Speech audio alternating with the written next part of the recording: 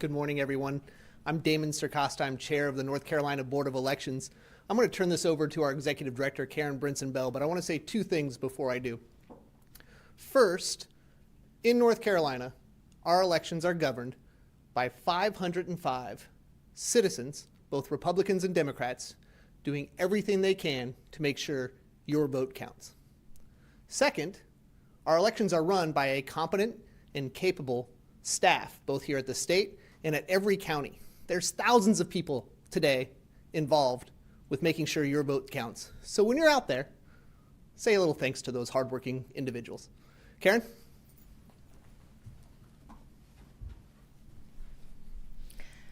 Good morning. Thank you, Chair Circosta, for your remarks and your leadership.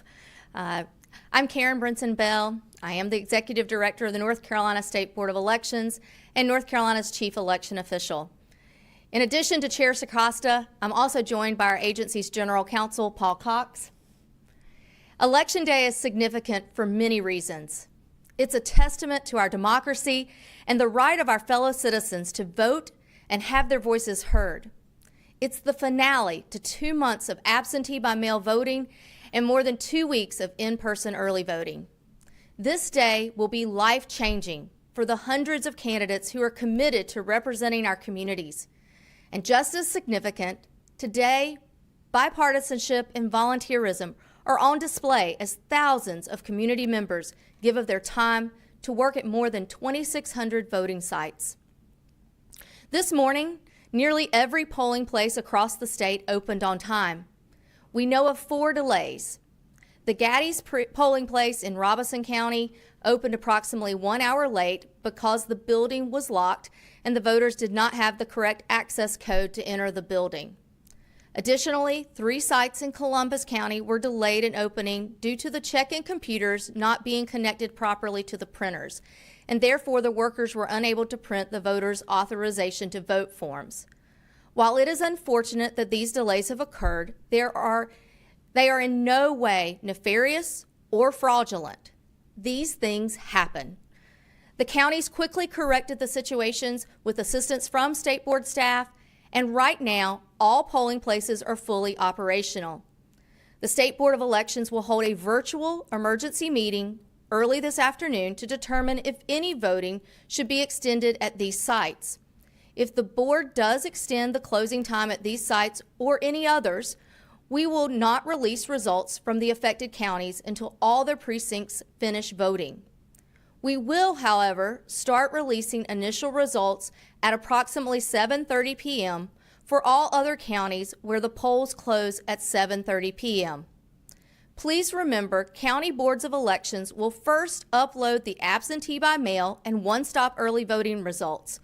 Election Day results will be reported on the State Board website, ncsbe.gov, as the results and other election materials are delivered to the county boards of elections. Because precinct officials must drive from Election Day voting sites to the County Board of Elections offices, the release of Election Day results will not be immediate and may go late into the night. All results released on election night are unofficial. Any contests that are declared will be done so by the media, candidates, or political scientists. The State Board of Elections and the County Boards of Election do not declare winners on election night.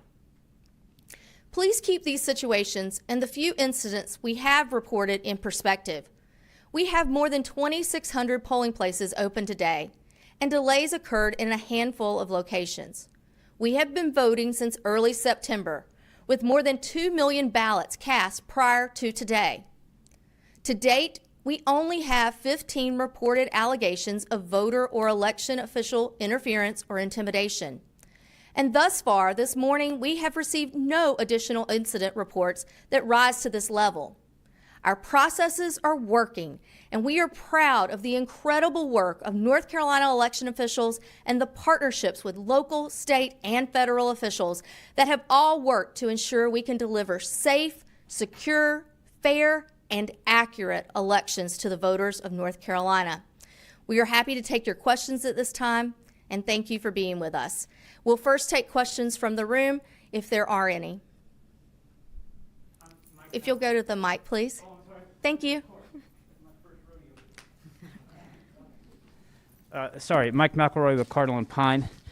In those 15 reported instances you have of intimidation or otherwise things, was it reported immediately to elections officials on site, and did that process take care of the issue in those instances in the way that it's supposed to? So where the incidents occurred, it was reported either there at the voting site or if it occurred at the County Board of Elections.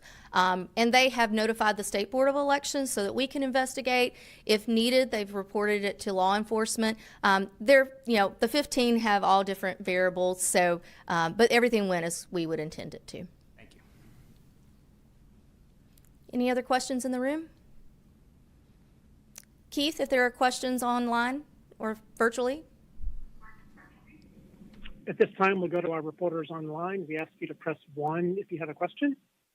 Our first question is from Courtney Bunting with WIPN TV. Go ahead, Courtney. Yes, good morning. I'm just checking to make sure you can hear me okay. I can, Courtney. Okay, thank you. I just wanted to get your perspective in response to the increased interest in mail-in voting, absentee voting over the last few years, and if there's any response you have or any thoughts you have about the impact that that increase may have on this election, any foreseen challenges or any that you've seen in the past because of that increased interest. Any response to just your thoughts about how that seems to be growing in popularity, maybe not so much this year compared to past years, but certainly seems to be something that people are more aware of now because of what we've gone through over the past few years. So we do offer 3 voting methods in North Carolina: absentee by mail, in-person early voting, and election day in-person voting. What we have seen during the pandemic, we saw a substantial increase in folks wanting to vote absentee by mail.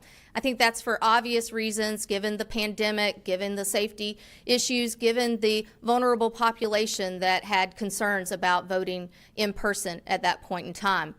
I think because of that experience, they saw how easy a voting method that is, and many opted to request absentee ballots for this election and use that as their voting method. It certainly did not rise to the level of participation in that voting method this election as we saw during 2020, but it did substantially exceed what we saw in 2018. So I think, what North Carolinians have realized is that we have a solid process in absentee by mail voting. We do require the signature of the voter. They give identifying information when they make that request. When they actually vote that ballot and put that in the return envelope, they sign attesting that they were the voter, and they are witnessed by 2 individuals who attest that they were the voter, and those witnesses sign. Alternatively, they can use a notary public to attest that they were the voter who marked that ballot and put it into the return envelope. So, it's a very popular voting method that I think we'll continue to see use of, and potentially more substantial use. Thank you.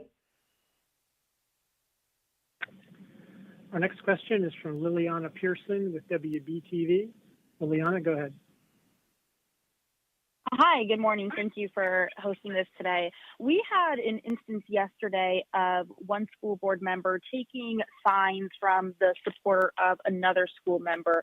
I was hoping you could just take a few minutes to address some of the concerns that people have with election intimidation and the work that you guys have done to make sure that you are able to run a safe and smooth election.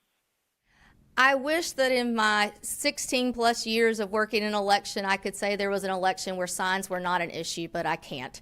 That is just, it's something that comes up with every election. We certainly have seen that this time around. And what we've seen is that there is some elevated tempers and temperature among our campaigners and our canvassers.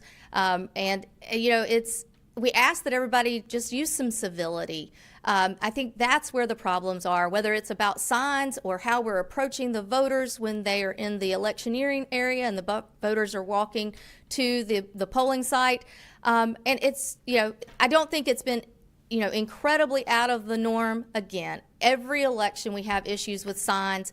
Most of the sign regulations are actually monitored by the ordinances of the towns and the counties in which they are placed. But and beyond that, most of our interactions are about the disclosures. And then, if it is disruptive at a voting site, then we try to intervene, de-escalate, and hopefully we can keep it to that.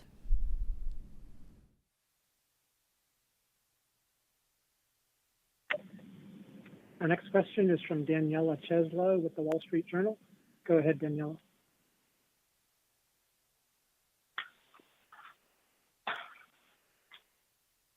Hi, sorry about that.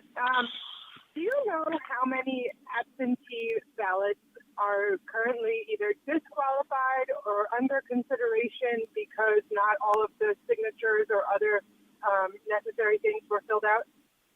I don't have those numbers in front of me. Our absentee data is something you can request of our PIO, if you would, please.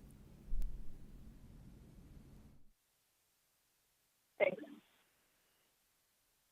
Our next question is from Casey Jones. Casey Jones with the Queen City News. Go ahead, Casey. Hello, thank you for hosting this press conference today. My question is, are there any counties that you're watching closer than others for any sort of intimidation or interference? And does that change your operations there at all? Our job at the State Board of Elections is to oversee all 100 counties. We strive to give them equal support, equal resources, equal training materials, and there's every voter is equally important. And so everything that we're doing today across all 100 counties is to ensure that every voter is able to exercise their right to vote.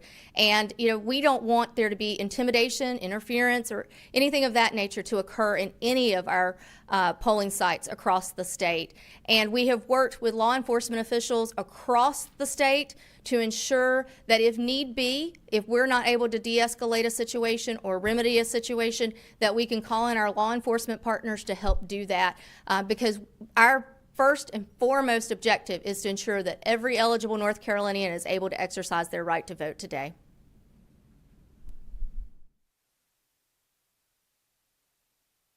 Our next question is from Kate Martin with NBC News. Kate Martin, go ahead. Hi, thank you for taking my question. I'm regarding the absentee ballots. I know the process is a little bit different than it was during the pandemic. You have to get 2 signatures. And I imagine there's some folks who may not do that entirely properly. I'm wondering if you can kind of go over what the cure process is for the voter if they get a chance to, remedy that situation, or how does that work here?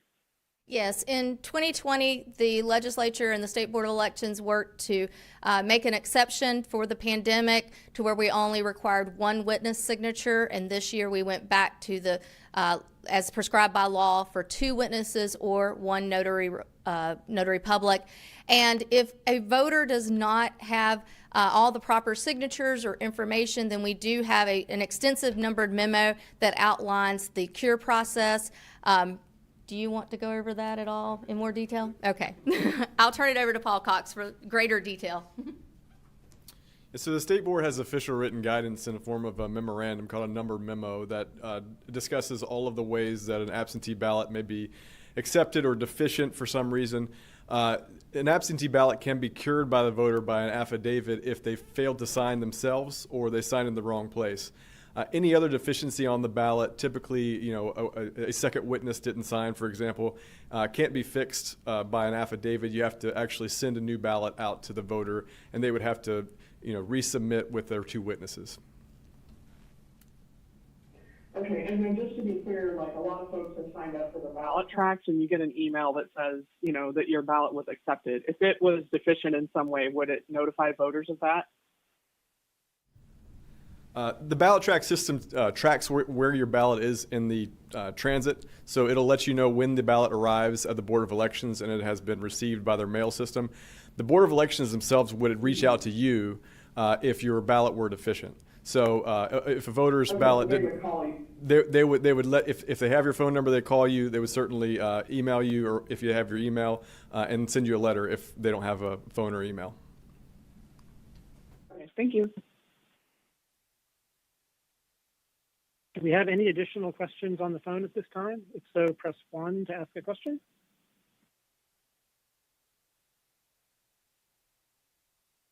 I don't see any additional questions. Director Bell, I'll turn it back to you.